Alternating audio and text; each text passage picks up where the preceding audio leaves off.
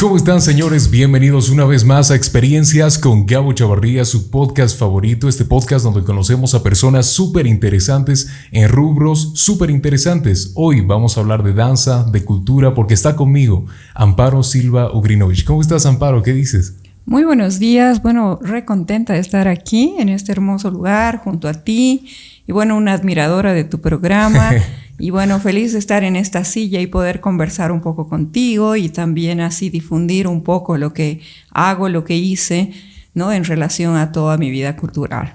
No, gracias. Seguro que veías el programa y decías, ¿cuándo me toca a mí? Sí, la verdad es que sí. Pensé y dije, quizás sí me va a tocar algún momento. Ahí está, estamos en ese momento, ¿no, Amparo? Es un gusto estar contigo, es un gusto traerte al programa porque dentro de mis seguidores estoy seguro que también te conocen, pero tal vez de modo de, presentarte, porque también es hábito y los seguidores lo piden que los mismos invitados se presenten. A ver, pero tal vez de manera referencial, Amparo es una figura extraordinaria a nivel Bolivia, a nivel internacional, incluso en la danza, en la cultura. Ya me comentaba cuando ingresaba que es escritora además, pero de tus propias palabras. Amparo, ¿quién es Amparo Silva? Yo me considero, y desde muy pequeña, una artista nata, ¿no? Siempre mis vínculos con la vida han sido a través del arte, desde siempre, y no he sabido hacer otra cosa, ¿no? He delineado mi vida en base a esa inclinación. Entonces, todo lo que sea arte y cultura es lo mío. Entonces, no solamente la danza, como decías, tengo una pasión por la vida muy fuerte, muy grande, y soy muy curiosa. Siempre estoy buscando más cosas para hacer, para descubrir. Y aún así, casi a cumplir 60 años, tengo 59, pero me siento con la misma energía y curiosidad de cuando yo era niña. Y esa soy yo, soy una persona muy movediza, intranquila, exigente. También me gusta mucho leer, me gusta perseguir también la calma. Soy una persona muy espiritual, ¿no? Trato de buscar la conexión divina siempre en todo lo que hago. Soy madre por excelencia, creo que esa es mi principal labor desde que tuve a mis hijos. Y me considero una buscadora de la vida, ¿no? De qué más puedo aportar o descubrir. Y esa soy yo. Me gusta mucho la cocina también. Por supuesto, me gusta crear mucho, ¿no? El momento en que estoy creando es el momento en éxtasis. Cualquier cosa, un vestuario, escribir o hacer danza, coreografía, pintar. O sea, todo lo relacionado al arte, ¿no? Entonces soy esencialmente artista, creo yo, ¿no? Incluso en mi carnet dice artista. ¿Ah, sí?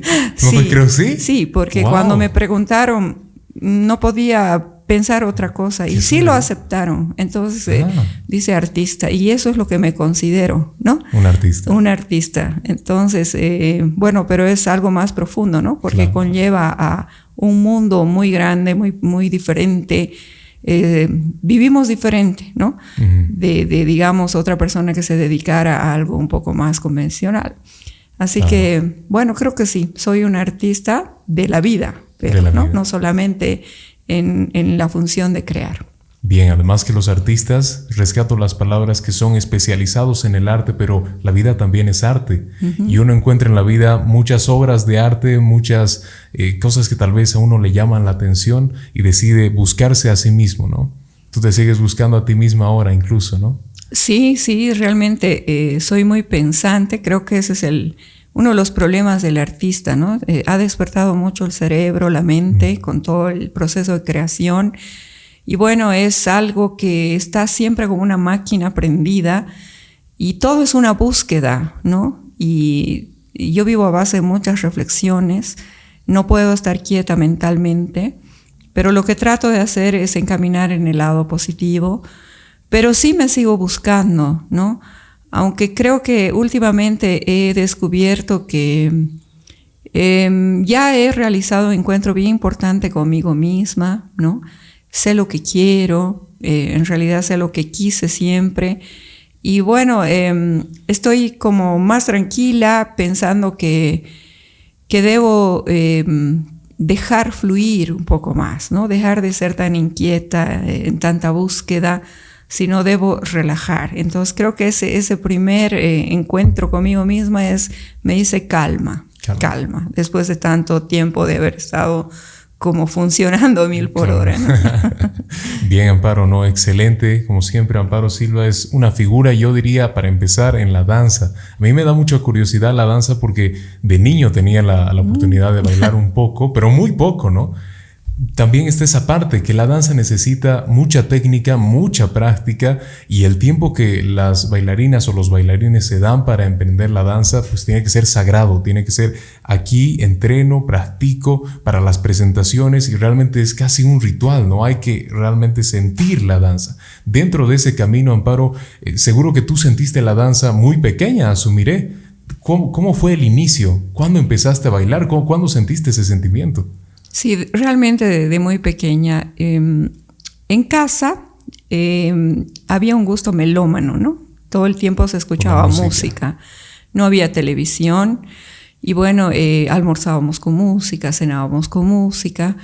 Mi mamá era casada con un ingeniero de minas en Potosí y que tenía también hijos, y una de sus hijas era de mi edad. Y entonces las dos empezamos a cultivar ese gusto por la música. Y el lugar donde se escuchaba música, por supuesto que era la sala, y estaba cerrada bajo 7 llaves, ¿no?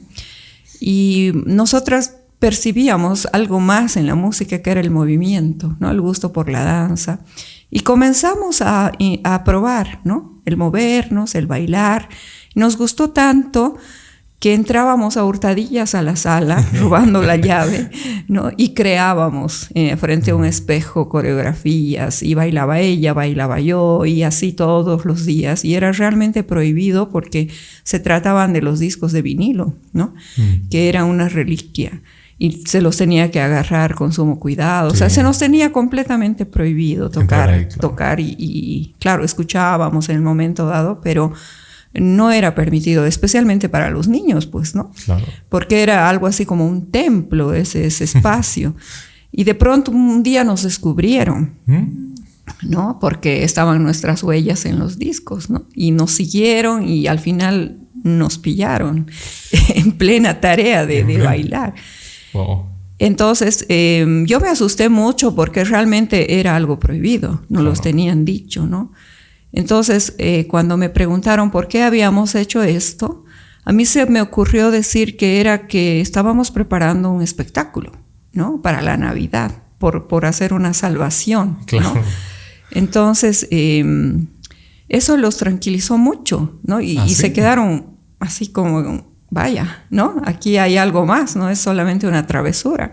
Claro. Entonces, una vez hecha la ley, hecha la trampa, porque tuvimos que presentar ese espectáculo para la Navidad. Hicimos con todos los niños de la casa, qué sé yo, y bueno, toda la casa esperaba este evento.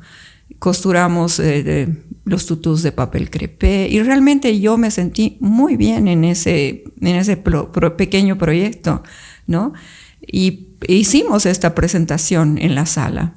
Y realmente los mayores se quedaron muy felices, se divirtieron, y se quedó como una tradición familiar. Todos los años había que hacer el espectáculo. Claro, sí o sí, digamos. Y esto no ha cambiado nunca más. Wow. Porque a partir de entonces, hasta el día de hoy, tengo los espectáculos en diciembre, ¿no? Claro que he ido progresando bastante. Mejorándolo, ¿no? Entonces fue una forma de salir del paso. Y creo que esta estrategia se ha repetido en mi vida todo el proceso de mi trabajo en danza, porque he tenido que inventar recursos para defenderme, ¿no? Todo el tiempo, desde jovencita, mayor, y ya luego cuando formé el ballet municipal. O sea, tenía que estar siempre buscando estrategias, ¿no? Para hacer que el arte sea permitido, ¿no es cierto? Porque era muy difícil antes, ¿no?, que la danza en especial sea considerada una profesión, ¿no? Una labor.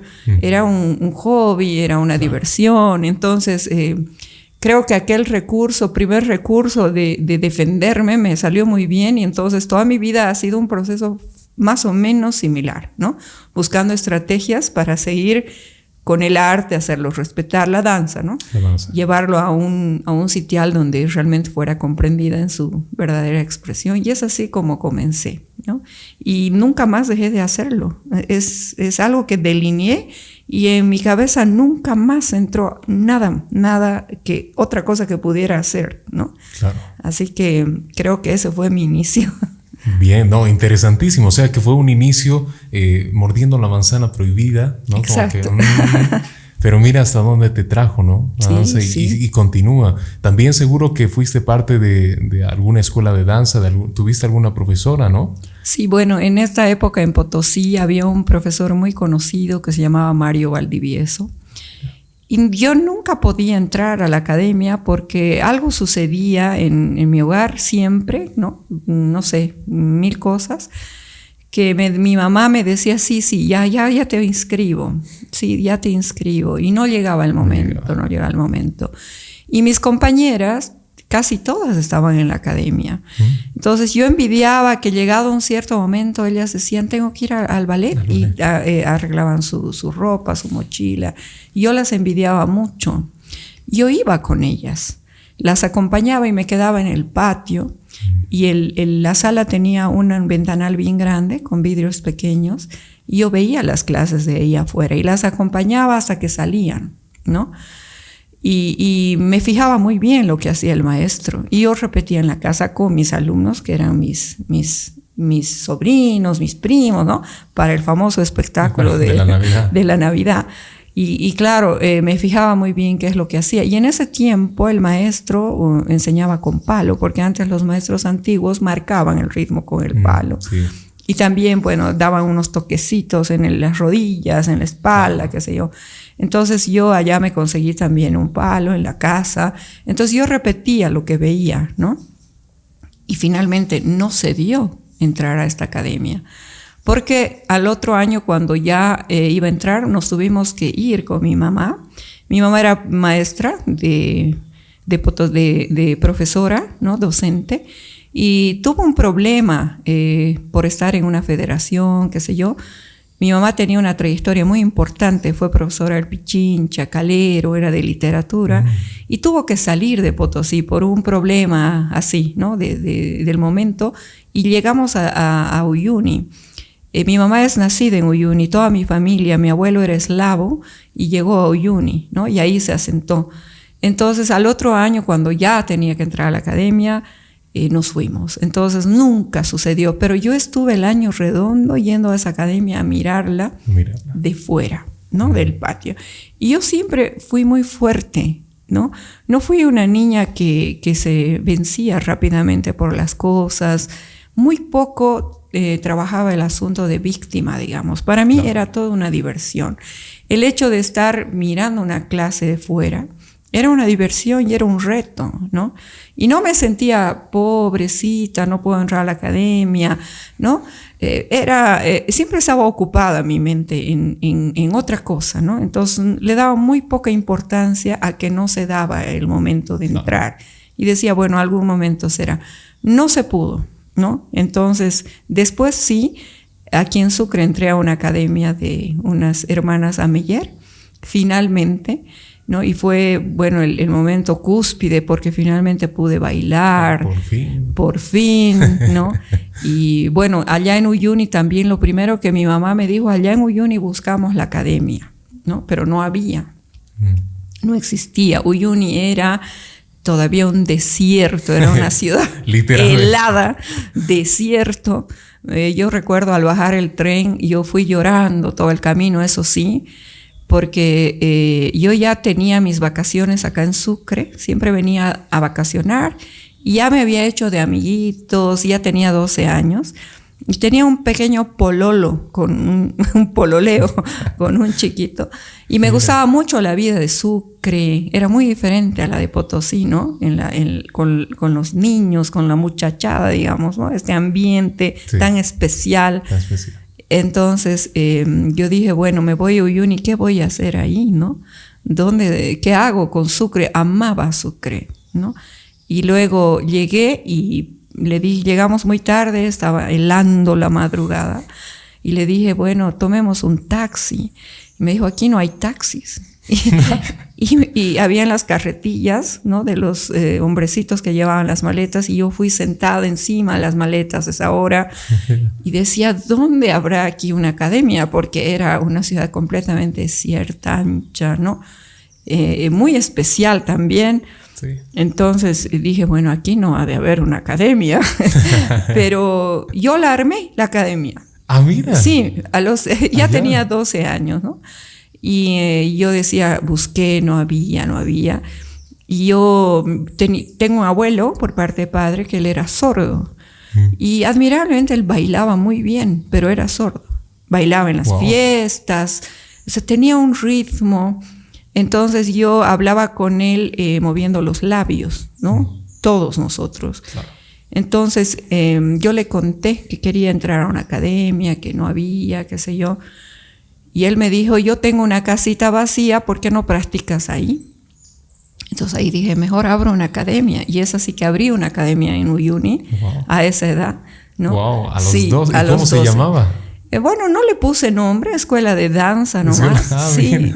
Y era una casa un poco lejos, por el área del cementerio, así desierto, ¿no? Y allá la casita. Y hablé con algunas compañeras mías, qué sé yo, por supuesto gratis, ¿no? No cobraba nada, pero yo quería enseñar, quería bailar.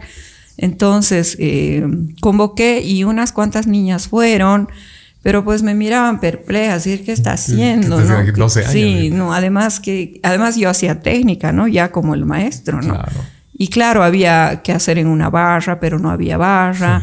Entonces ponía sillas, así me daba tiempos. Pero las niñas, como hasta hoy, me decían, ¿y cuándo vamos a bailar? Porque esto es academia de baile. Yo decía, no, primero hay que hacer y lo sigo diciendo cada día, ¿no? Porque todos dicen, ¿cuándo vamos a bailar? El primer día. ¿Cuándo es el show? Sí, o sea, ¿cuándo vamos? Y lo mismo, ¿no? Entonces se aburrieron y se fueron. La academia fracasó en Uyuni. Sí, fracasó totalmente. Así que bueno, la cerré y conocí a una maestra que es chuquisaqueña, se llama Miriam Aramayo, de música, la hija de doña María Luisa de Aramayo, quien también tenía una escuela de danza folclórica aquí, muy conocida la señora, la maestra. Y ella era mi maestra de música y con ella armamos un espectáculo de danza en el colegio, donde yo bailé todas y cada una de las danzas, ¿no? O sea, y me sentí muy feliz, ¿no? Porque ella hizo el espectáculo, claro, el evento colegial, pero me dejaba aportar algunas ideas, qué sé yo, y yo era muy dichosa. Y yo le dije, yo voy a bailar de puntas. Bueno, me dijo, yo nunca me había puesto la zapatilla de punta, pero no había. Entonces fui a todos los zapateritos que habían a que me hagan una zapatilla y ellos no entendían y no pude, ¿no? Entonces, pero hicimos y entonces le dije, bueno, si no hay una zapatilla, haremos, se me ocurrió hacer un cisne de papel crepé enorme y meterme dentro para salir bailando. Esa era mi propuesta. Y la maestra me dijo, sí, está bien. Entonces ensayamos todo esto. Y luego me dice, llegado el momento, me dice, el cassette se arruinó, porque no es cierto que eran esas cintas que se rompían. Que se rompían, se quedaban ahí dentro. Sí, no había cómo. Y me dijo, mira, el problema es que no hay música, va a ver. Y le dije, ponme otra música. Y sin conocer, ¿no? Y me dijo, sí, no importa, yo voy a escuchar y voy a hacer lo que pueda. Y así lo hice, ¿no? Me costó salir del cisne porque se me atrapó una media. Entonces yo estuve muchos momentos moviendo las manos, solo las manos y las manos. Y un tío que era muy, muy picaresco me dijo, eso no era el lago de los cisnes, ese era el parto del cisne. Y muy difícil el parto, ¿no? Porque yo no podía salir. No podía salir, claro. Al final salí y bailé con una música que no la conocía. Entonces paraba en el momento que no era... o sea, fue una experiencia increíble, ¿no? Pero mira que igual, no me vencía y seguía y era todo un reto. Entonces esa fue mi mejor experiencia. Después ya, un tiempo antes yo ya había venido en una vacación y entrado a esta escuela acá en Sucre con estas hermanas que era de español y sí bailé en el teatro, muy feliz, ¿no? Y también lo mismo yo enseñaba en Uyuni, ¿no? O sea, yo me agarraba de todo lo que veía. Claro, lo replicaba. Lo replicaba, entonces me acordaba qué hacía don Mario, qué hacía esta profesora, les enseñaba las mismas cositas, en fin. Pero bueno, ahí se terminó esa parte de la niñez y ya de pronto me volví joven y ya me vine a vivir a Sucre, ¿no? Wow, qué interesante. Además sí, que las experiencias, ¿no? A veces no siempre son como que uno sale victorioso de todas, pero son experiencias que enseñan. Sí, claro. ¿No? Además que lo que me sorprende, y sí que eres conocida por la importancia que tiene la técnica, ¿no? Al inicio. Claro. Y me voy a esa parte ahora, tal vez yendo así como de aquí a allá. Ahora tal vez se piensa justamente eso, que el baile es directo, el primer día me inscribo a la escuela de danza y ya voy a estar bailando, ya estoy listo para el festival, pero no, es muy importante la técnica. Para ti, Amparo, ¿cuán importante realmente es la técnica en cualquier baile? Bueno, yo soy muy académica, ¿no? Y eso que no he tenido, digamos, una formación muy académica por todo lo que te cuento, sí, ¿no? Sí, es claro. Un poco mi vida de trotamundos, qué sé yo. Pero siempre lo entendí así, porque después me sucedieron algunas cosas que me llevaron bien al camino, ¿no? Entonces, sin técnica es muy difícil hacer danza, ¿no? Porque el instrumento es el cuerpo. Es lo mismo que un vocalista no supiera las notas, no tuviera esa técnica vocal para poder cantar, ¿no?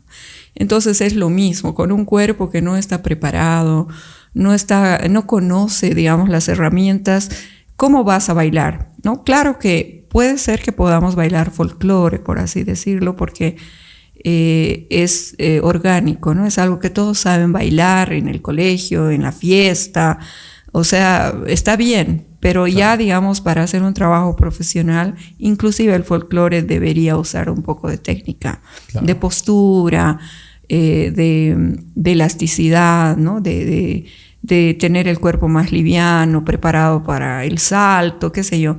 Entonces, yo preparo mucho eso, ¿no? O sea, fijo en eso primero.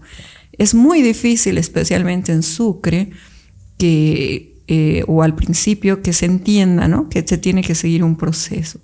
Es que es muy, muy diferente cuando estás en un escenario y ves bailar, parece muy fácil. Muy fácil.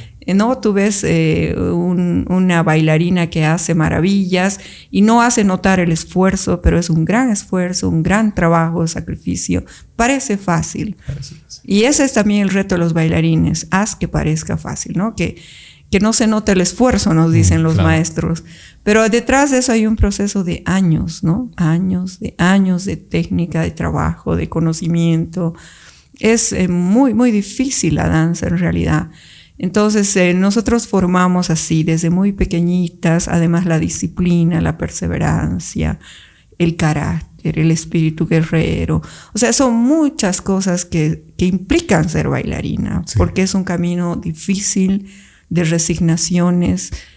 Una niña a los 15 años no es igual que hace danza que otra que no, ¿no? Porque su vida está enfocada a un objetivo, al arte. Entonces resigna también actividades con los amiguitos, claro, ensaya y todo es ensayo y estoy ensayando y no puedo, las frustraciones, o sea, es un camino que engloba más de solamente el ejercicio, ¿no? Claro. Hay gimnasia cerebral, gimnasia corporal, gimnasia, podemos decir, emocional, tienes que tener un carácter especial, modificado, ¿no? Para hacerle frente. Y eso que acá, digamos, es bastante fácil, ¿no? Pero ya en un mundo universal, el hecho de ser bailarín es realmente como ser un atleta olímpico, ¿no? Sí. Es así el camino. Y bueno, aquí no tenemos, digamos, una estructura tan cerrada, pero tratamos de caminarnos también en eso, ¿no? Para que realmente sepan bailar, ¿no? Estén entrenados para eso. Y realmente tenemos nuestros cuerpos de baile, por ejemplo, son el proceso de 12, 15 años, ¿no? Wow. No son niñas que bailan recién, ¿no? Claro. Son niñas que han crecido en el ballet y han llegado a cuerpo de baile, después pasan a instruir las que quieran.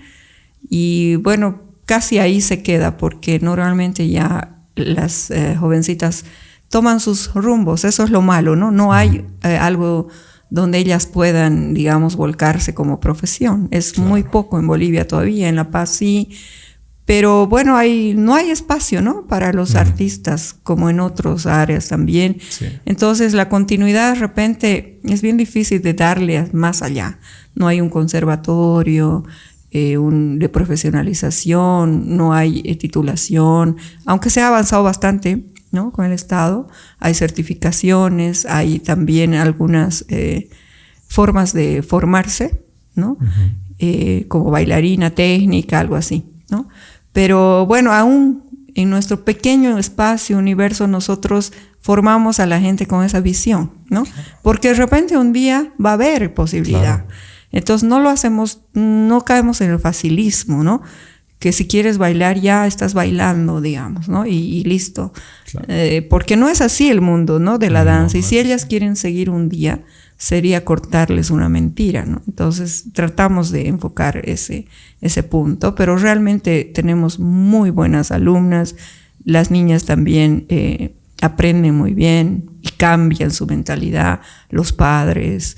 Estamos construyendo un universo de arte, ¿no? Sí, realmente. Además que no hay límite de edad, ¿no? Las veo entrar pequeñitas a tu estudio de ballet. Es realmente impresionante, pero como tú decías, se construye, incluso desde niñas se deben construir mentalmente, ¿no? La psicología debe ser muy importante. Sí, sí. Vienen niñas desde los 3 años, ¿no? Wow. Y bueno, sí, claro. Realmente lo primero que notamos es la disciplina. Es como si el arte sedara a la niña, ¿no? Vienen niñas muy revoltosas y en el lapso de unos 3 meses es otra niña. Es niña consciente, atenta, disciplinada, muy madura para lo que hace, ¿no? Y eso también se replica en la casa, en sus estudios, cambia, ¿no? Y no es mentira decir que el ballet, la danza académica, hace personas más inteligentes porque es una gimnasia cerebral, ¿no?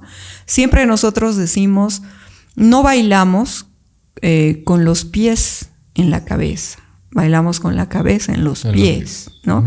Entonces todo es cerebral. Entonces esa niña se construye y se vuelve más receptiva. El cerebro se abre. Normalmente tenemos nuestras alumnas saliendo en la universidad por excelencia. Son mejores alumnas en el colegio. Es decir, los beneficios replicados en su vida son bien, bien importantes y grandes. Y nosotros vemos desde muy pequeñitas ese cambio, ¿no? De la niña que venía saltando de sillón en sillón, que no dejaba hacer nada. Es increíble cómo se disciplinan, ¿no? Y no es, digamos, a la fuerza o quitarle la magia de la edad, porque ellas también juegan, pero saben cuándo, ¿no? Saben cuándo y es increíble cómo son esas niñas después de que practican danza y así sucesivamente, ¿no? Jovencitas muy disciplinadas, organizadas, puntuales, ¿no? Porque tienen que estar 10 minutos antes, ¿no? Claro, me imagino. Y nosotros tocamos campana, tenemos timbre, ¿no? Así como colegio, entonces timbre y todo el mundo calenta. Ya están dentro en la sala, ya están esperando que toque el timbre, ¿no? No entran cuando toca. Entonces todo eso a ellas las hace muy disciplinadas y también disciplina a los papás. Al principio los papás nos deben detestar, ¿no? Porque dicen, me tiene loco aquí, si no salgo puntual 10 minutos antes me tiene jalado, o que la ropa, o que cuando va a faltar o ha faltado. Es todo un proceso, ¿no? Pero realmente después lo agradecen. Claro, ¿no? Me imagino que tiene que ser importante también la instrucción disciplinaria, ¿no? Claro. Bien, Amparo, antes de que prosigamos vamos a entrar a una pequeña pausa, sí, claro, y vamos a también hablar un poco de la juventud con el ballet, que seguro que hay cambios hormonales ahí importantes. Sigan escuchándonos, estamos con Amparo Silva Ugrinovich en Experiencias con Gabo Chavarría. Enseguida volvemos. Hagamos tus sueños realidad con la arquitectura.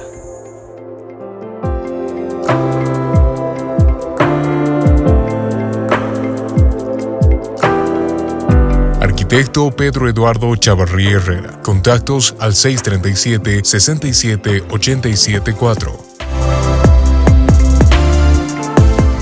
Todavía no volvemos de la pausa, pero este es el momento excelente y perfecto para comentarte que después de una situación dantesca, de una situación terrible, de una pandemia, vuelve a estar a la venta mi libro. El maniquí, no sea lo que la sociedad quiere que seas, sé lo que tú quieres ser. El costo es de 30 bolivianos y por el momento puedes encontrarlo solamente en la ciudad de Sucre, en la calle Padilla 337, de 8:30 de la mañana a 13 horas y de 4:30 de la tarde a 8 de la noche. Pregunta por El maniquí de Gabo Chavarría. Es un libro de superación personal, de motivación, de autoestima y como verás, la lectura es rápida porque recuerda, con poco se puede decir mucho.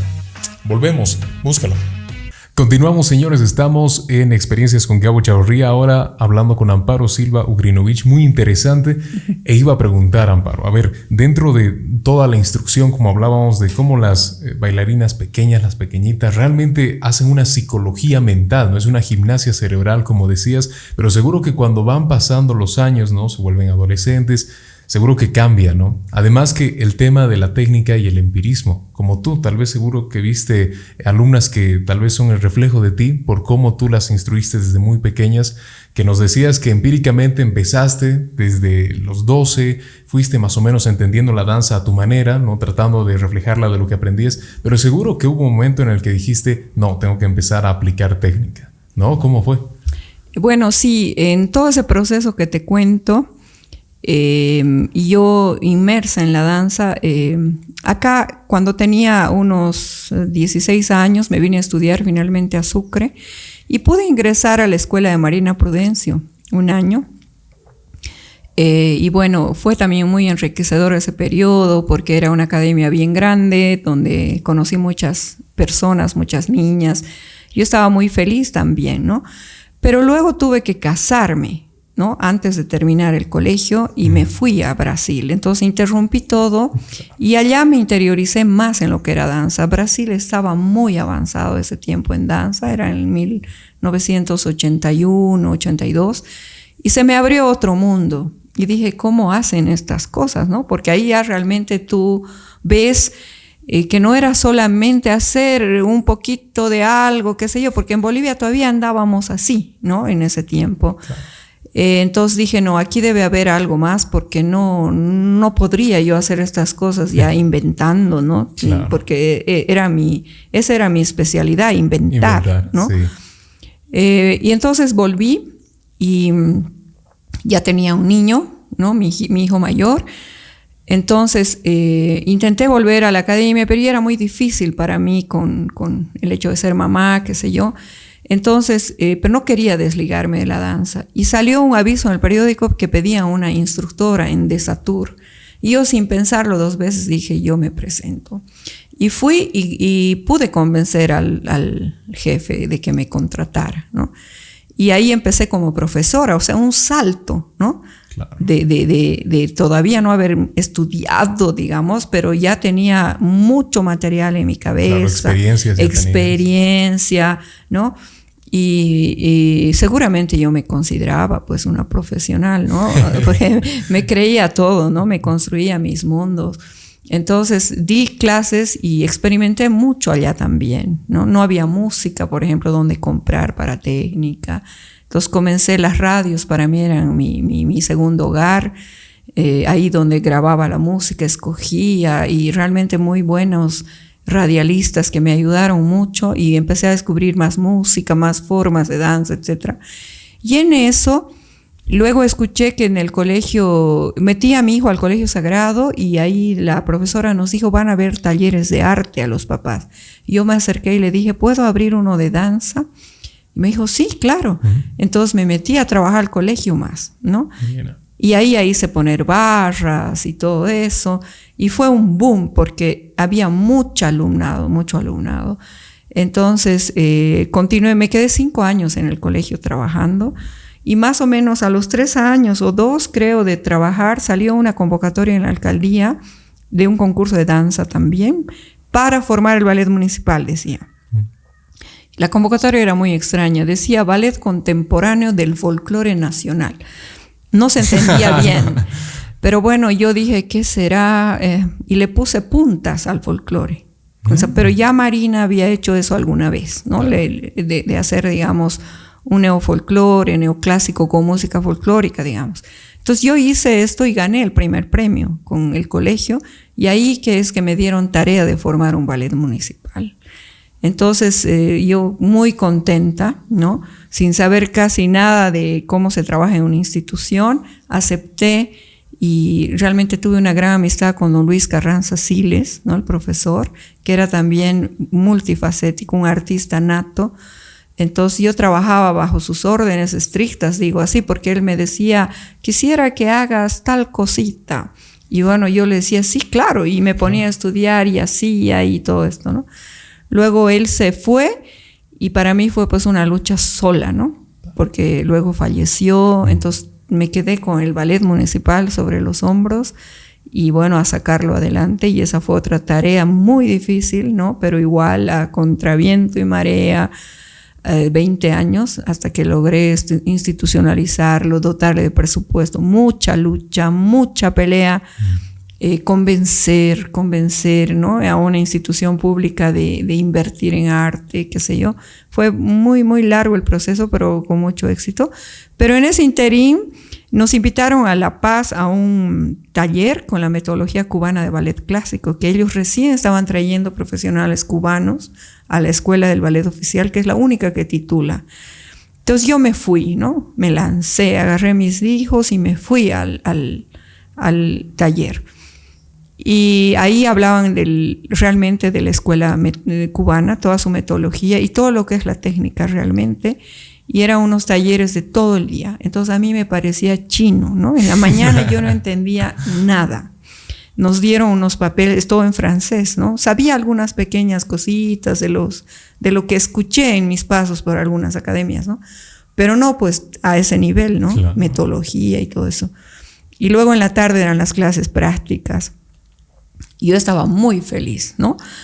Y en la primera clase práctica, también yo siempre he sido muy romántica, soñadora, qué sé yo. Entonces yo ordené mi vestuario para ir, ¿no? Como hacía también de niña. Y me faltaban unas medias que combinaran con una malla. Entonces llegué tarde por ir a comprar una cosa. Y llegué cuando la clase estaba empezada y me metí a una barra, ¿no? Y había estado solamente haciendo la clase de los bailarines del último año del ballet oficial. Y los demás estaban sentados mirando y yo me puse en ese lugar, ahí, en medio de todos, no sabía. Claro, no sabías. Y me pidieron hacer un ejercicio y no pude. Sí. Y entonces me avergoncé y la cubana me dijo que cómo, pero como llegas tarde y encima no puedes y no sé qué. Y me dijo, está bien. Y le preguntó al que estaba delante mío. Yo en ese momento empecé a volar, a mirar a todo lado. Hizo la persona de adelante y me volvió a preguntar. Y yo no vi lo que hizo el de adelante. Me dijo, muy bien, ahora hazlo tú. Has debido ver. Y no pude. Ahí la retada fue mayor. Y me puse chiquitita y más chiquitita y me quería morir y que me trague la tierra. Y los demás me miraban con una pena. Y ahí un maestro que me invitó le dijo, pero es que ella hace folclórico. Está en el ballet, está de maestra de folclore. Y él le dijo, ¿y qué? También para el folclore, y nos dio su sermón, porque los cubanos, ¿no? Claro. Entonces ahí yo me quedé muy mal, pero dije, no, tengo que aprender. Y ahí más bien tomé contacto con unos maestros, justo con ella. Ella se casó con un maestro que era mi amigo y me empezaron a enseñar durante 8 años. 8 años, sí, wow. Estudié la metodología con ellos, ¿no? Venían, yo iba, en fin, o sea, creo que a ella le dio un poco de pena haberme venido tan feo y a él también, ¿no? Y de pronto somos muy buenos amigos y ellos me dijeron, te vamos a enseñar. Y es así que realmente aprendí y vi que es muy necesario formarse. No puedes inventarte en el ballet clásico, por lo menos, ¿no? Claro, lo que más genera seguro desesperación es eso, ¿no? ¿Cuándo entro a bailar? Claro. Y también pensar esa idea es que lo que uno enseña de técnica no lo hace así como que no, es por norma, sino para que no pase vergüenza después. Claro. ¿Te ha pasado alguna vez que alguna alumna, algún alumno realmente te dice, no, yo no necesito técnica y se va así? Claro, o digamos, vienen y digo, bueno, primero es la técnica y luego se van a otro lugar a aprender a bailar, digamos, simplemente. Claro, simplemente. De pronto hay un taller con alguien y invitamos en general a Sucre y ella viene con otro grupo, digamos, ¿no? Entonces ahí la ves arrinconada como yo, en ese tiempo de no poder hacer nada, no entender lo que habla el profesor, ¿no? Entonces yo le digo, no confiaste en mí, a mí me ha pasado, por eso te digo, ¿no? Claro. Es algo que yo he vivido, no me estoy inventando, ¿no? Entonces siempre cuento esas cosas también a las alumnas y para decirles, no, hay que formarse, porque ustedes pueden bailar después todo. Y como hacemos también danza integral, los alumnos hacen varios estilos, pero siempre en la base de formación, ¿no? Claro, me imagino. Además que deben existir ciertas normas para realmente emprender el tema del baile, ¿no? Porque no debe ser algo simple. Se deben necesitar requisitos no solo físicos, sino también mentales. Si digamos, seguramente que nos escucha bastantes personas que quieren emprender la danza, ¿qué se necesita para empezar a danzar? Pero hablando de lo profesional, no así como de práctica, de lo profesional. Claro, principalmente el tiempo. El tiempo es el mejor aliado. O sea, uno debe entrar para ser profesional máximo a los 8 años al ballet, ¿no? Y debe seguir, digamos, ese camino sin interrumpir, ¿no? Por eso debe formar también un carácter, ¿no? Una fortaleza, porque va a ser un proceso duro y largo y repetitivo, ¿no? Entonces tiene que manejarse, ¿no? Saber controlar ciertas partes de ella que le va a hacer desistir. Entonces, bueno, si uno entra pequeño, ¿no? Yo creo que tiene bastante probabilidad de seguir el camino, pero no siempre, porque a veces el cuerpo no ayuda, ¿no? Entonces no tiene, digamos, los requisitos corporales para ser bailarina, ¿no? Y ese proceso va a ser más doloroso, más largo, y de repente no va a lograr. Es así de ingrato a veces, ¿no? De repente la pasa uno estudiando, pero no, hay algo que, por ejemplo, tiene algún problema en la cadera, tiene las piernas poco cerradas, eso puede rotar, pero se necesita mucho trabajo, mucho esfuerzo y hasta a veces no rota. Entonces son ciertas condiciones, especialmente para el ballet clásico, ¿no? Ahora hay la danza contemporánea, la danza jazz, digamos, ¿no? Que es un poco, digamos, menos estricto en ese tema técnico, pero para ser bailarina clásica, primero la edad, las condiciones, el carácter, ¿no? El ser perseverante, ¿no? Y el trabajar todos los días, ¿no? Con ese cuerpo, con la mente, con el aprendizaje, a veces también el ritmo, el oído, de repente no funcionan como funciona el cuerpo. Es un trabajo muy grande. Por eso es que muy poca gente se profesionaliza, ¿no? Claro. En el ballet clásico. Además, el tiempo de trabajo, porque en Bolivia no trabajamos más que 3 veces por semana o diario, pero 2 horitas. 2 horitas, sí. Es muy poco, ¿no? Y los bailarines están pues como 4, 5, 6, 7 horas. Y bueno, en otros lados donde esto es, digamos, visto ya como profesión, hay pues, ¿no? Digamos, lugares donde ya se toma la danza y formas así para profesionalizar. Claro. La Argentina, por ejemplo, tiene realmente uno de los ballets clásicos más importantes, ¿no? No solo uno, sino del trabajo en sí como Argentina, ¿no? Casi sus solistas llegan siempre al American Ballet, Brasil también, ¿no? Bolivia también tiene su gente que ha salido, brilla, qué sé yo, pero en relación, muy poca. Claro. Muy poca, ¿no? Hay mucha diferencia, digamos. Claro, porque los chicos tienen que ir al colegio, ¿no? En otros lados el colegio es menor. O sea, estudias en la mañana, digamos, y toda la tarde y parte de la noche estás en un ballet.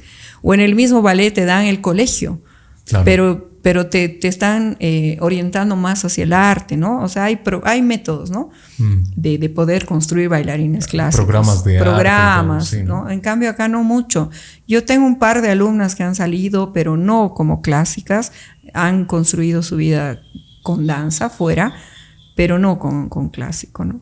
Y realmente, bueno, una sale entre miles, una en temporadas, ¿no? Así, esa niña, y la ves desde niña y ya la detectas y dices, ella podría, ella, ¿no? Pero ahí vienen todos los problemas claro, externos, los obstáculos, qué sé yo, claro, que de repente no va a continuar. La adolescencia es fatal para el ballet. Me imagino. Porque es el momento en que ellas dicen, caramba, he perdido mi tiempo, no he hecho nada en mi vida, mis amigos, ¿no? Empiezan a desorientarse.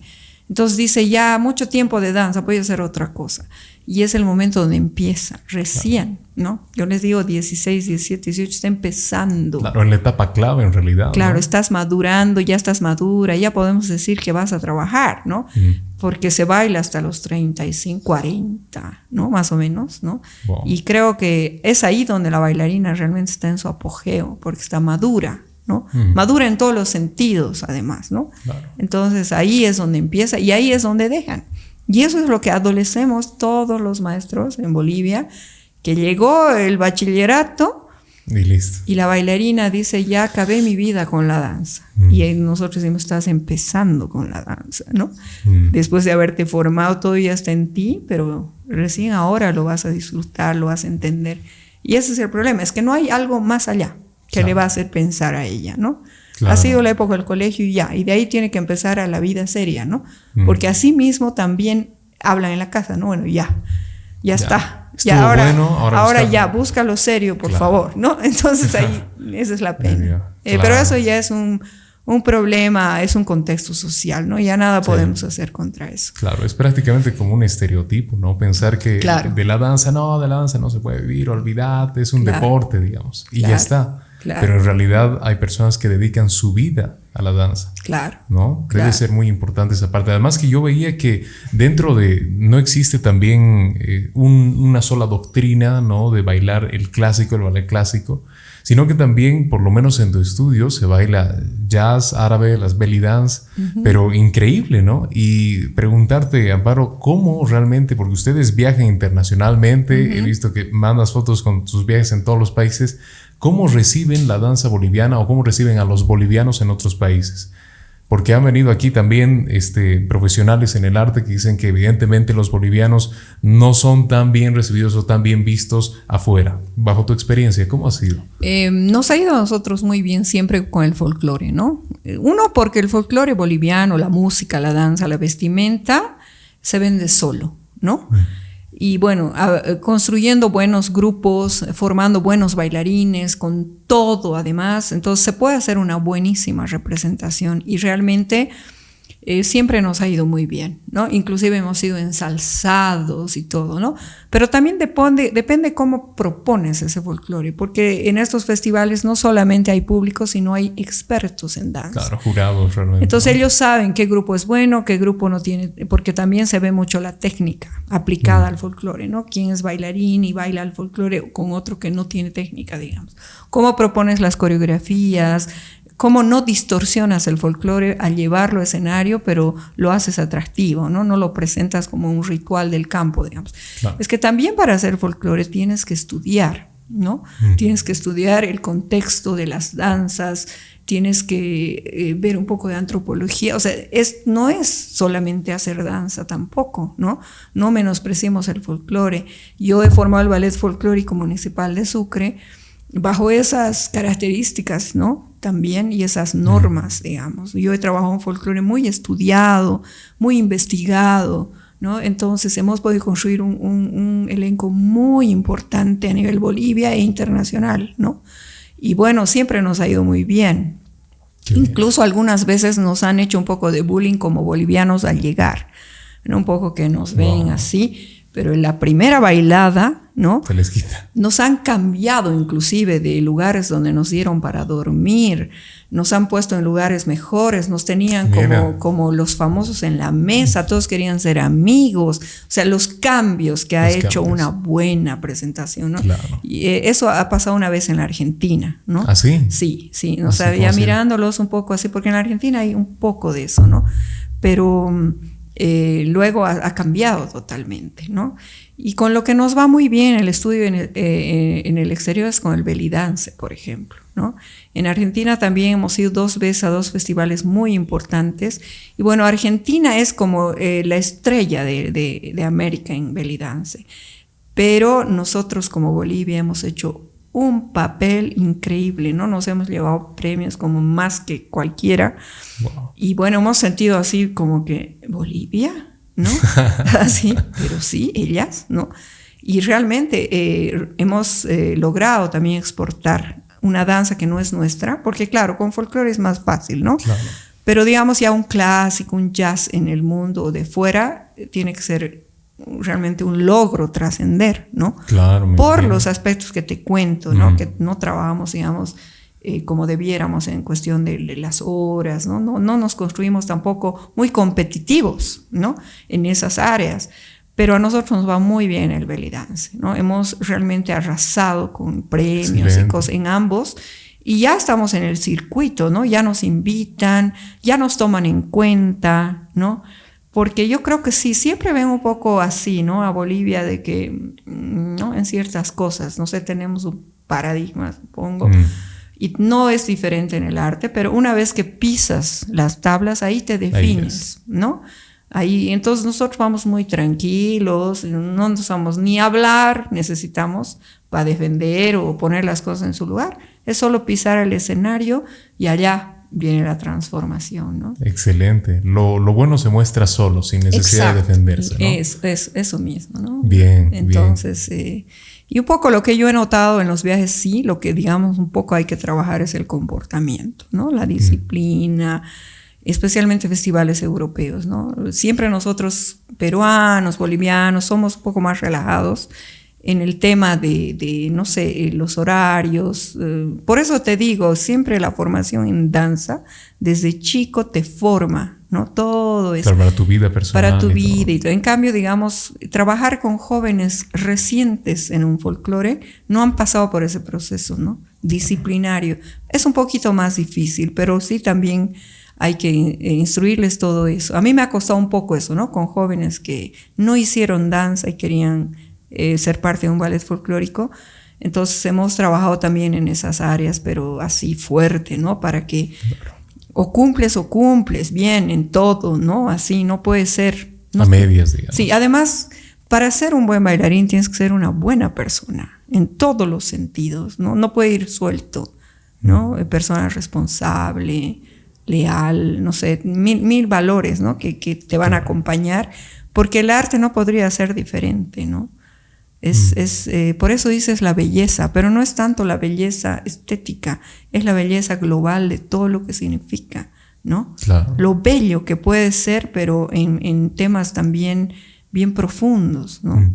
De comportamiento, espiritualidad, formación, no sé, ¿no? Claro, además que en relación a la disciplina está toda su vida, ¿no? Toda la vida ven a los profesores como un padre, como una madre. A ti te deben ver como una madre, ¿no? Y si le falla uno, ¿cómo pues, no? Sí, y eso se aplica a todo, seguramente. Sí, claro, ¿no? En realidad uno crece con las niñas, ¿no? Y es como una segunda madre, ¿no? Sí.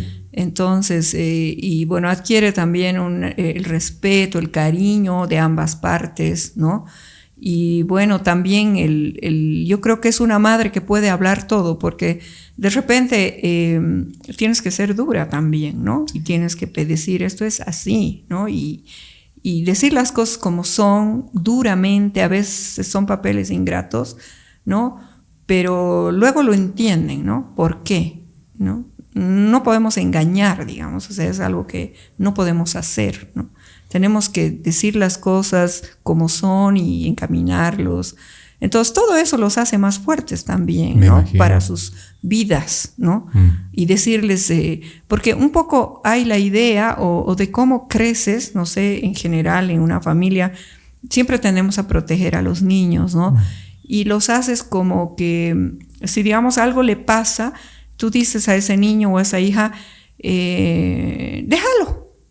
déjalos plantados, ¿no? Tú vales más, a ti no te van a menospreciar, digamos, algo que hayan entendido así. Claro.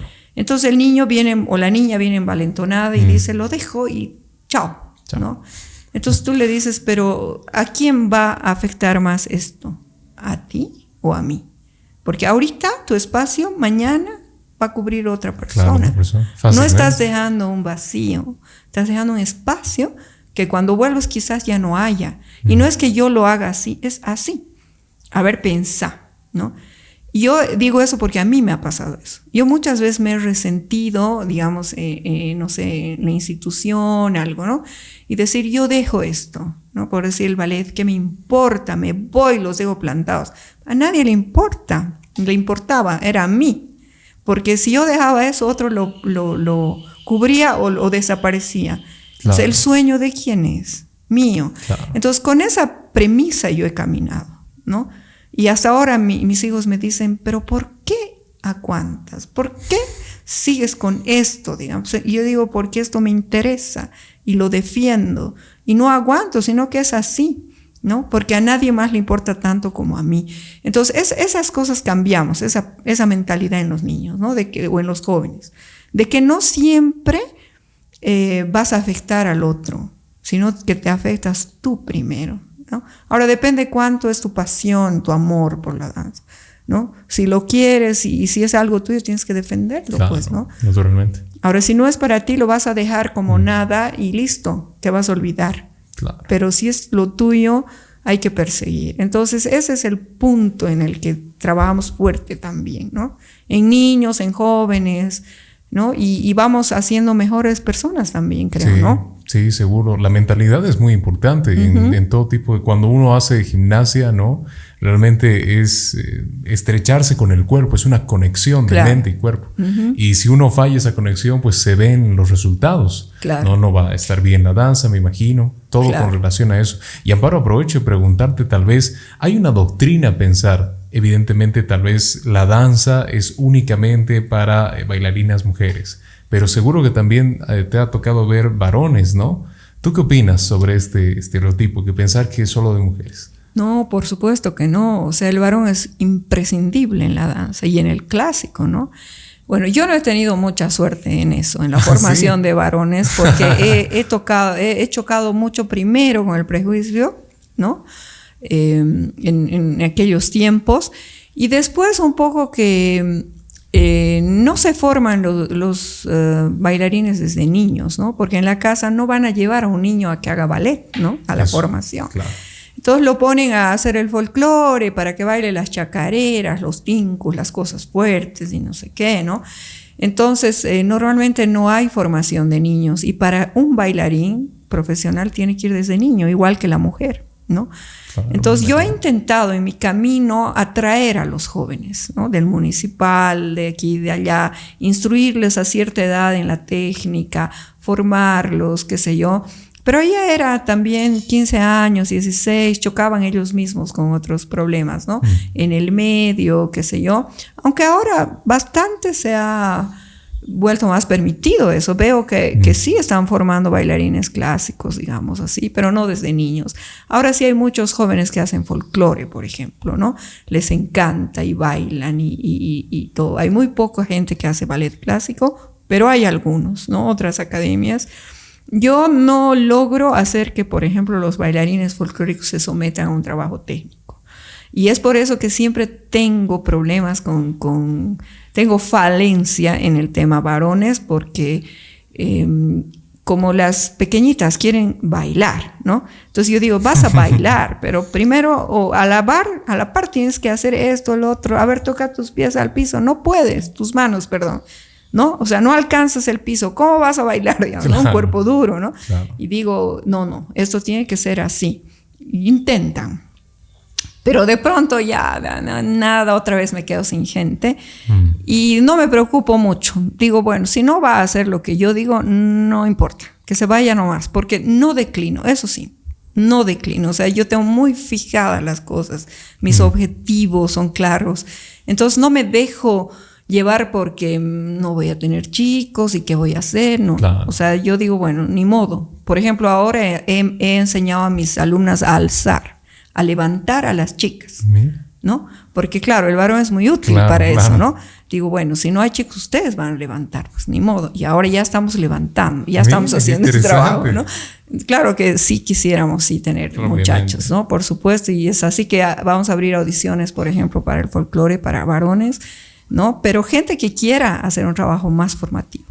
Claro, no, es más bien promoción, vayan a las audiciones, los varones. Sí. Bien, ¿no? Qué interesante, Amparo. Ahora vamos a entrar a nuestra segunda pausa y en esta tercera parte ya vamos a hablar un poco más de algo que me atraía, tu parte como escritora. Muy interesante. Estamos escuchando a Amparo Silva Ugrinovich. Enseguida volvemos. Hagamos tus sueños realidad con la arquitectura.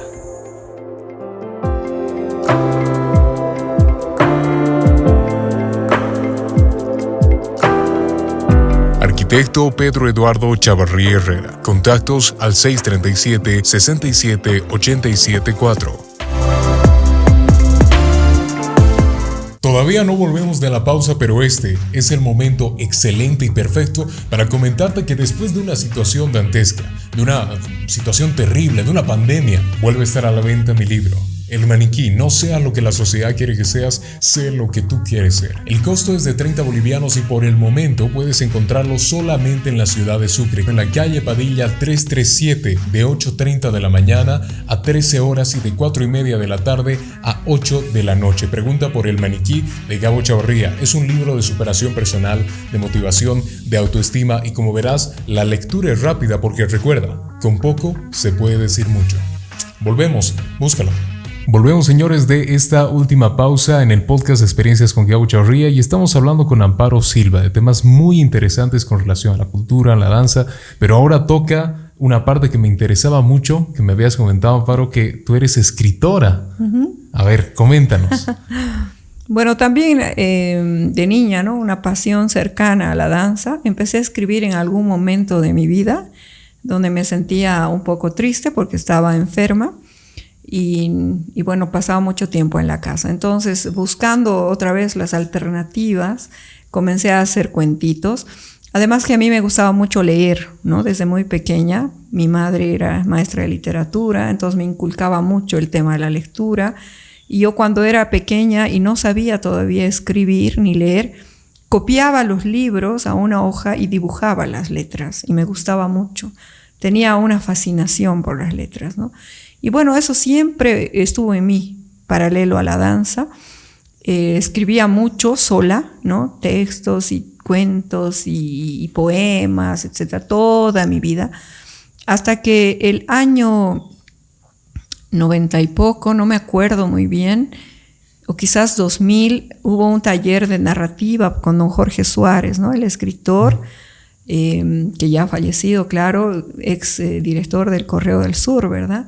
Él hizo un taller muy interesante de cuento, de narrativa, y bueno, me inscribí y estuvimos muchos años con él, ¿no? Con varios amigos como Oscar Arnau, bueno, éramos Mónica Calabi, por ejemplo, éramos unos cuantos jóvenes, ¿no? Amantes de las letras que hicimos este taller con él, ¿no? Y fue una experiencia única, ¿no? Aprendimos muchísimo, él realmente nos enseñó a escribir mejor, ¿no? Y porque, bueno, cada uno ya tenía una trayectoria autodidacta, digamos así. Entonces, con ese taller creo que fue más sólida esta pasión y comencé a trabajar textos en base a eso. Y algunos cuentos publicados ahí, uno de ellos fue introducido en una antología, en Alfaguara. Y bueno, he persistido en la actividad, pero él siempre me decía, tienes que ejercitar diario, produces muy poco, todo es la danza, así que mientras tú no hagas esto de una forma de vivir y ejercitar, no te va a ir bien. Y hasta ahora no lo logro porque no tengo el tiempo, ¿no? Entonces está muy postergada esta parte de la literatura en mí. Escribo muy poco en realidad. He comenzado a escribir en la pandemia algunos posts en el Facebook contando algunas cosas que me han pasado, ¿no? En cosas curiosas, digamos así. Y bueno, también hice una novela que se llamó Huérfana Virginia y la hemos editado en el 2016 o 18, si no me equivoco. Y bueno, esa es, digamos, mi cartita de presentación. Tengo esa novela que no la he vuelto a leer porque la quisiera corregir, ¿no? Es igual que la danza, que uno nunca termina de aprender. Pero sí tengo bastantes proyectos con el tema de la literatura. Creo que con don Jorge he aprendido a publicar poco porque él era muy estricto en el tema de revisar los textos y pues ya nosotros estábamos un poco cansados, ¿no? Y decíamos, bueno, ¿cuándo va a estar esto? Porque decía, no, sigue mal, hay que revisar. Y no nos decía tampoco qué, ¿no? Decía, descubre, ahí hay cosas que no andan bien. Entonces era un romperse la cabeza, y romperse la cabeza, hasta que al fin salió este libro que se llamó Al borde de la razón, ¿no? Donde pudimos poner nuestros textos, ¿no? Publicarlos y seguir nuestro camino individualmente. Entonces yo continúo escribiendo y algún día publicaré, espero. Y tengo este libro que es una novela un poco loca, porque tiene 2 traslocaciones. Es una novela muy luminosa al principio y de pronto a la mitad se torna terriblemente oscura. Y bueno, ahí salta un argumento que no imaginas, un desenlace que no imaginas. Y es una novela que me ha sorprendido a mí misma porque nunca fue pensada de esa manera, ¿no? Yo comencé a narrar o a describir un mundo que me fascinaba mucho por el tema de la danza, de las cuecas y todo esto de 1920, ¿no? Cómo se vivía, cómo se pensaba, cómo se amaba, cosas que fui escuchando cuando averiguaba temas relacionados a la danza, al folclore, a las tradiciones. Entonces comencé a ver las chicherías, comencé a hablar con gente muy interesante y me empecé a nutrir de aquel mundo y fue eso lo que relato, es eso lo que relato en la primera parte del libro, un poco, ¿no? Cómo debió haber sido ese Sucre, ese tiempo en cuanto a sus personajes, sus relaciones, qué sé yo. Y yo la terminé una vez, esa novela, con un final predecible, digamos así, y decía, no, esto no va, no tiene esa catarsis como la apoteosis que llamamos en la danza, ¿no? Hay una apoteosis, una cuestión que te deja, y este libro no tenía eso, ¿no? Entonces, de pronto partí la novela en 2, ¿no? Y le saqué ese final bonito, qué sé yo, y ahí empezó a surgir otra historia loquísima, totalmente inventada, por supuesto, pero que me fue sorprendiendo porque es como si alguien me hubiese narrado eso, ¿no? Porque ni yo misma me imagino esos personajes que puse al final, qué sé yo. Entonces, bueno, he logrado que la gente me diga, he leído el libro en horas, porque realmente a partir de la mitad esto no se puede dejar, ¿no? Wow. Pero hay personas que me han dicho, no me gusta. Porque de ese mundo tan hermoso y todo, lo destruyes. Empiezas a destruirlo. ¿Y qué es eso? ¿No? ¿Por qué? ¿No? No es creíble o algo así, ¿no? Mira. Entonces yo digo, sí, realmente esta novela fue jalada de los pelos, pues, ¿no? Polémica. Sí, además jalada porque yo la llevé a esa catarsis, ¿no? Claro. A propósito, y realmente la he escrito en muchos años porque falta de tiempo. Entonces, creo que tiene esas falencias, ¿no? Que está un poco saltada porque de repente escribí una cosa y me ha costado mucho porque ya no me acordaba bien lo que había escrito, lo que habías escrito antes, claro. Quién era quién, o sea, porque para hacer una novela es una estructura, es una construcción permanente, ¿no? Yo dejaba, abandonaba, volvía, releía, cambiaba nombres, no me gustaba, ponía, deshacía, o sea, el corregir la novela ha sido larguísimo. La primera edición me ha salido mal, muchos errores que yo ni me había percatado, ¿no? Entonces he hecho una nueva edición yo sola, porque la primera me ayudó la alcaldía, pero ahí los tengo, los ejemplares bien guardados para mi vergüenza en un lado. De la primera edición. De la primera edición, y la segunda está más o menos, ¿no? Pero igual, o sea, creo que hay que volver a revisar, pero bueno, ha sido una primera experiencia, ¿no? ¿Y te arrepientes de hacer ese cambio a lo oscuro? ¿O realmente crees que ha sido el movimiento exacto, digamos, el genial? Yo creo que sí, o sea, ha sido genial para mí, porque también yo la escribía con diferentes estados de ánimo, ¿no? Claro, me imagino. Porque yo también tengo una vida privada, ¿no es cierto? No claro. Solamente mi vida de la danza, ¿no? Claro, tengo también mis propios demonios, mis propias cosas. Entonces, he sido casada muy joven, ¿no? He estado sola con mis hijos casi toda mi vida, ¿no? Muy sola además, ¿no? Viviendo, luchando, ¿no? Educando y además trabajando, ¿no? En el arte tan difícil, qué sé yo. Entonces siempre un poco la parte del amor ha sido postergado, ¿no? Porque primero estaba la madre y me considero muy, muy orgullosa de eso. Yo soy madre ante todo, ¿no? Creo que esa es mi principal labor, ¿no? Más que de artista o de escritora o de mujer.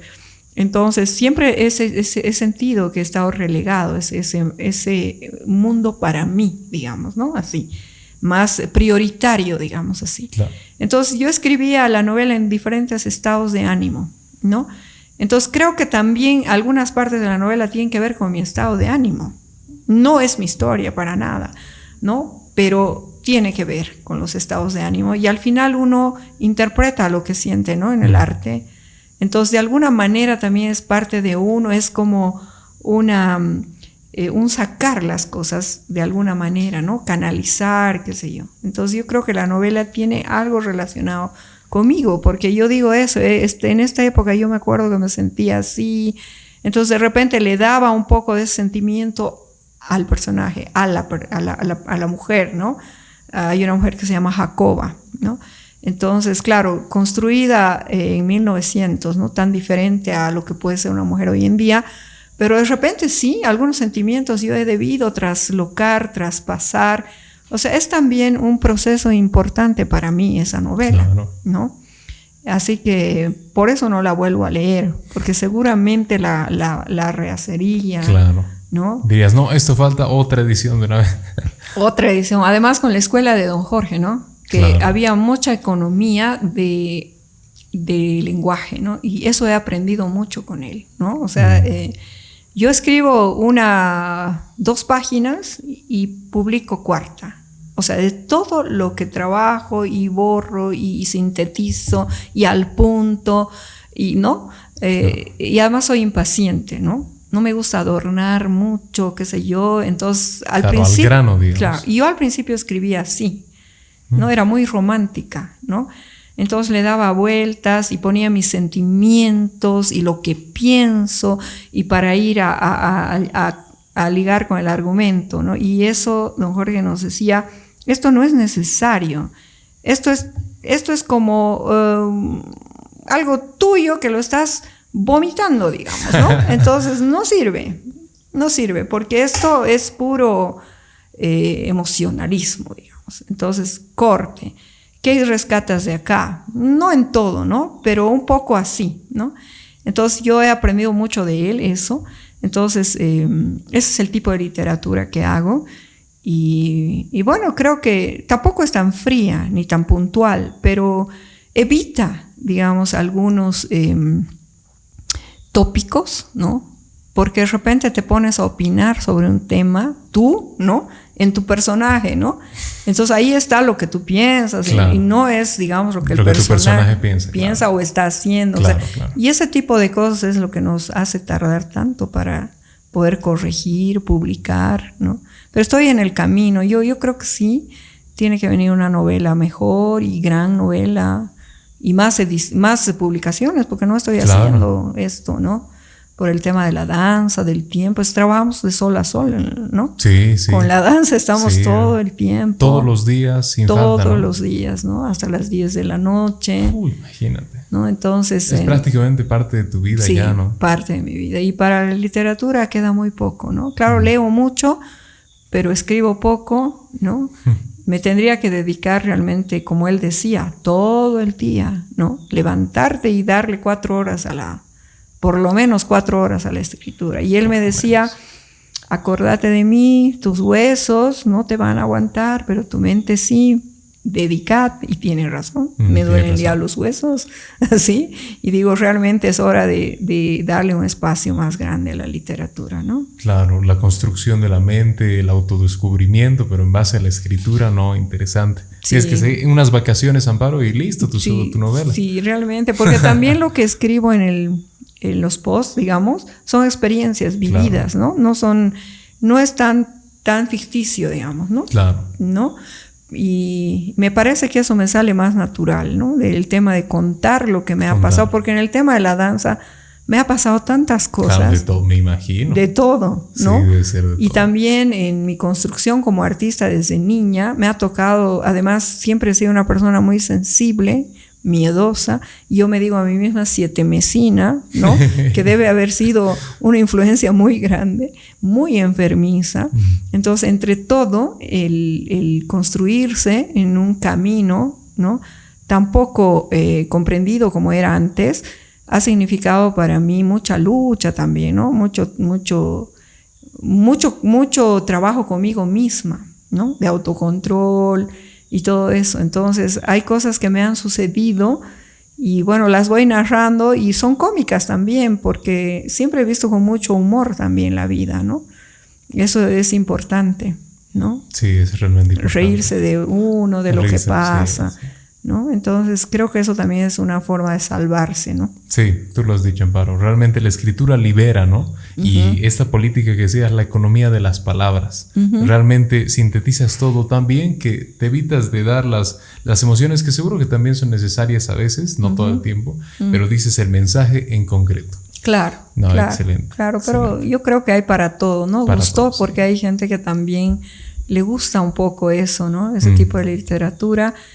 Y bueno, no sé cómo se cataloga una buena o mala literatura, es igual que la belleza, ¿no? Es algo subjetivo, pero también hay cánones, ¿no? Para poder escribir mejor, como el baile, ¿no? Como te decía, el folclore es orgánico, puede bailar cualquier persona, pero hay formas también de poder presentar de mejor manera, ¿no? De construir, digamos, cosas un poco más académicas, profesionales, y supongo que debe ser lo mismo con la literatura, ¿no? Sí, realmente. No, ha sido genial, pero mira, ya yo llevo 1:20 sí. casi. Qué rápido se pasa el tiempo, ¿no? Sí, sí. Muchos invitados dicen, no, pero es tan largo, ¿qué voy a hablar yo? Y no quedan las palabras. Y uno ¿no? quiere seguir conversando. Sí, se queda corto. Todos mis invitados dicen, me he quedado corto. Es una buena terapia realmente esta. Sí, qué bien. No, me alegro. Linda, muchas gracias. No, a ti las gracias, Amparo. Ha sido un gusto que estés en el programa. Más bien hablar de esos tópicos con una realmente profesional ha sido genial. Bueno, Amparo, te dejo esta cámara para que saludes a quien quieras, a tus hijos, a tus alumnas, a quien quieras. Bueno, estoy realmente me siento muy grata de estar aquí. Es un hermoso lugar y bueno, quisiera transmitir toda esta linda experiencia que ha sido conversar con Gabo.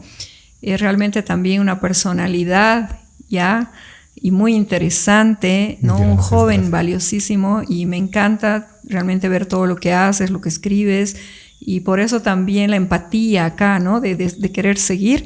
Y bueno, un saludo como siempre a mis queridos hijos, ¿no? Que han sido el motor principal de mi vida y que me acompañan hasta ahora, que me ayudan tanto en el trabajo, especialmente mi hija Ana Flavia, que trabaja conmigo, es bailarina también. A mis queridas alumnas, ¿no? que están años y años conmigo y bueno, que han aprendido también este camino, y yo estaría feliz si también les he transmitido cosas positivas para su vida, y al público también un gran cariño. Conozco mucha gente que veo desde el escenario sentada, y aunque no he conversado con ellos, porque bueno, tampoco se da la oportunidad, ¿no? de tener esa relación con tu público íntima. Sin embargo, tengo un gran cariño por toda esta gente que la admiro y la veo cuando nos siguen, ¿no? Espectáculo tras espectáculo. Y bueno, a los jóvenes que por favor no se desanimen en hacer danza y que piensen que todo el éxito también lleva a trabajo, ejercicio, ¿no? Y que hay que construirse día a día sin decaer. Excelente, Amparo. Más bien, antes de que yo le despida, dinos, para todos los interesados, que seguro que hay interesados que quieren e interesadas que quieren aprender a la danza, pero bien, ¿dónde pueden encontrarte? A ver, ¿dónde está el estudio? Bueno, justamente estamos aquí al frente, ¿no?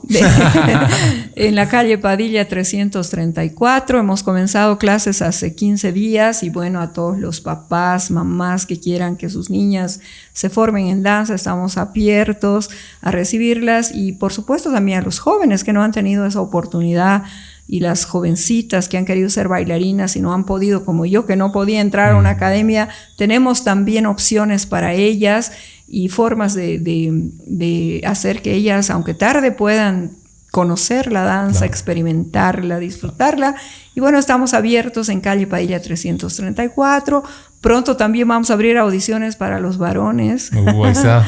que quieran hacer un trabajo con la danza y quieran experimentar a nuestro lado. Bien, excelente. Y seguro que más información es todo en tu página de Facebook, ¿no? Sí, que por favor, en mi página como Amparo Silva y como Estudio de Danza Amparo Silva, donde, claro, vamos informando cada día de lo que hacemos. Y para abril también tenemos sorpresas, pues se viene el Día Mundial de la Danza. Sí, me imagino. Y vamos a estar preparado. También presentes con otros ballets, ¿no? Regalando a Sucre un poco de nuestro sacrificado arte realmente para todos, bailarines, maestros, papás, ¿no? Sí. Porque sin el apoyo de ellos, realmente que no tenemos apoyo estatal ni privado, yo creo que nuestros mayores sponsors son los padres, ¿no? Sí. Los que están detrás nuestro, ¿no? Sustentando nuestros sueños, ¿verdad? Sí, así es, Amparo. Bueno, queda dicho por la mismísima Amparo Silva. Ha sido un gusto tenerte otra vez, Amparo. Muchas gracias por estar con nosotros. Y como siempre, ustedes, a los héroes que se quedan hasta el final, a las heroínas, a todo nuestro público que nos sigue siempre, un abrazo gigantesco. Aquí desde Experiencias con Gabo Chavarría estaremos siguiendo con el podcast con más invitados. Nos vemos. Chao, chao, se cuidan.